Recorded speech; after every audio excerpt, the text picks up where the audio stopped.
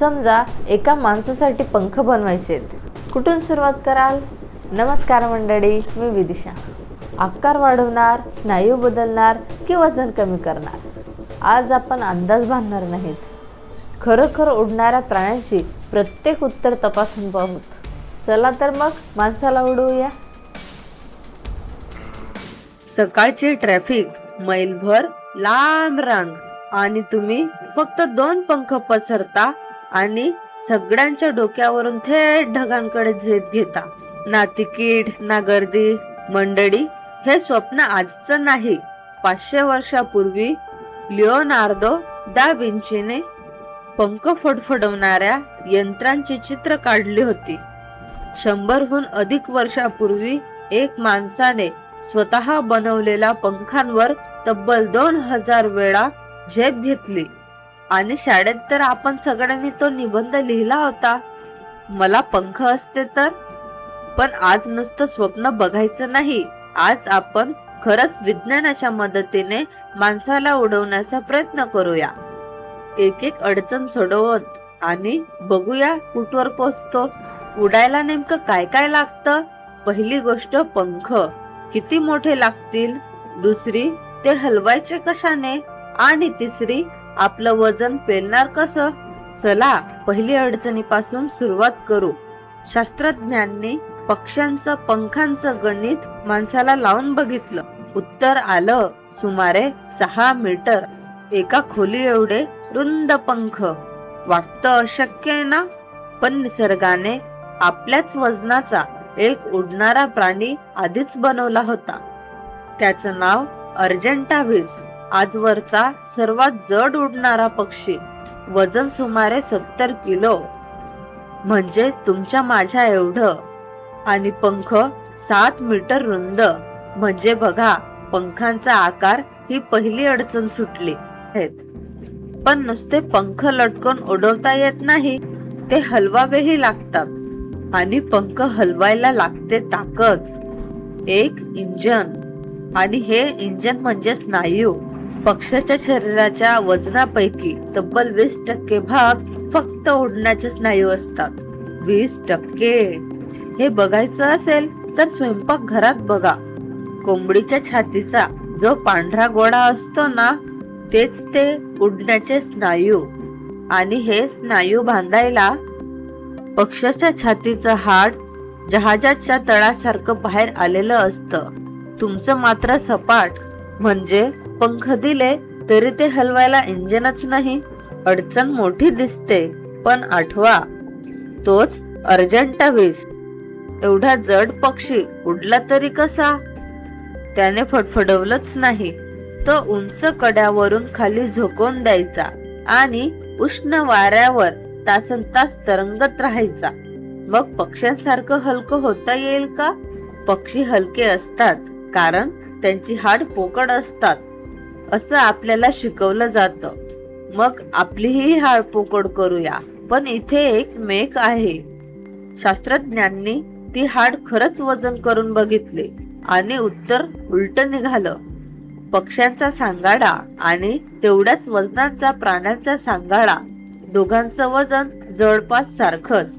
कारण हाड पोकळ असली तरी त्यांच्या भिंती जास्त घट्ट असतात. पण खरी भिंत तर पुढेच आहे. पंख म्हणजे शरीराला वेगळी जोडलेली गोष्ट नाहीच. पंख म्हणजे हातच. या पृथ्वीवर उडान 4 वेगवेगळ्या वेळी उत्क्रांत झालं. कीटक, टेरोसॉर, पक्षी आणि वटवाघूळ. आता कीटकांचं नशीब बघा. त्यांना पंखही मिळाले आणि 6च्या 6 पायही शाबूत राहिले. कारण त्यांना मुळात हातच नव्हते. पण ज्या तिघांना हात होते त्या तिघांचं काय झालं? टेरोसॉर, पक्षी आणि वटवाघूळ तिघांनाही आपले पुढचे हातच पंखांमध्ये बदलावे लागले. वटवाघळाचे शास्त्रीय नाव तर कायरोपेट्रा आहे. याचा अर्थच होतो हाताचा पंख. त्याचा पंख म्हणजे दुसरं काही नाही. त्याची अशक्य लांब वाढलेली बोटच आहेत आणि मध्ये कातडी ताणलेली आहे. आता तुम्ही म्हणाल, विज्ञान एवढं पुढे गेले, मग प्रयोगशाळेत पंख नाही का बनवता येणार? आपला DNA बदलून खरं उत्तर नाही, ते विज्ञान नाही, ती विज्ञान कथा आहे. पंख उगवायचे तर अख्खा सांगाडा, स्नायू, श्वास घेण्याची यंत्रणा सगळंच नव्याने उडवावं लागेल. आजवर खरे पंख मिळलेल्या प्रत्येक पाठीच्या कणाच्या प्राणाच्या बाबतीत तेच घडले आणि तेच हात तर माणसाच्या सगळ्यात मोठं बळ आहे. पण मंडळी, माणूस अशक्य ऐकून थांबत नाही. आपण दुसराच मार्ग शोधला. 1979 साली एका माणसाने फक्त स्वतःच्या स्नायूच्या जोरावर उडून इंग्लिश खाडी पार केली, जवळपास 36 किलोमीटर. आणि तो हात नाही, पाय मारत होता. कारण आपले सगळ्यात ताकदवान स्नायू पायात असतात. आणि आज तर कहरच झालंय. एक माणूस आपल्या दोन्ही हातांना छोटी जेट इंजिन बांधून आकाशात उडतो. एका विक्रमात तर त्याने ताशी 137 किलोमीटरचा वेगही गाठला. त्याने पंख उगवले नाहीत, त्याने हातांना इंजिन बांधली. अशाच एक सूटची डोंगरात चाचणी झाली.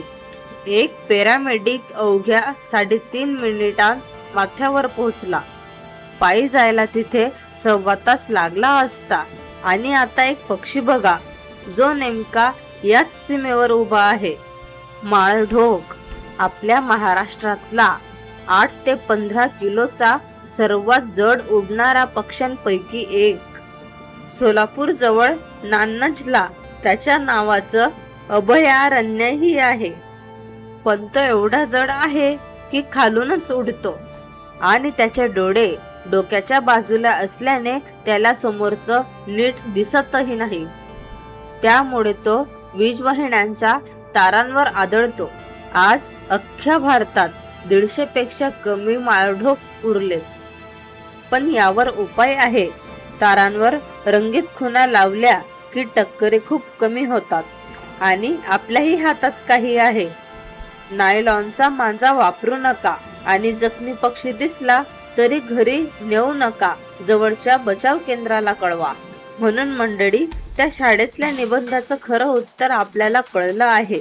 पंख मिळाले असते तर हात गेले असते, आणि हात गेले असते तर पतंगाची दोरी कोण धरली असती, विमान कोणी बांधलं असतं. आपण पंख नाही मिळवले, आपण हात राखले आणि त्याच हातांनी आपण अख्ख्या माणूस जातीला उडून दाखवलं. आता तुम्ही सांगा, पंख मिळाले असते तर सगळ्यात आधी कुठे उडून गेला असता? कमेंटमध्ये नक्की लिहा. असे भन्नाट प्रश्न आवडत असतील तर चॅनलला सबस्क्राईब करायला विसरू नका. भेटूया पुढच्या प्रश्नात. तोपर्यंत कुतूहल जपा.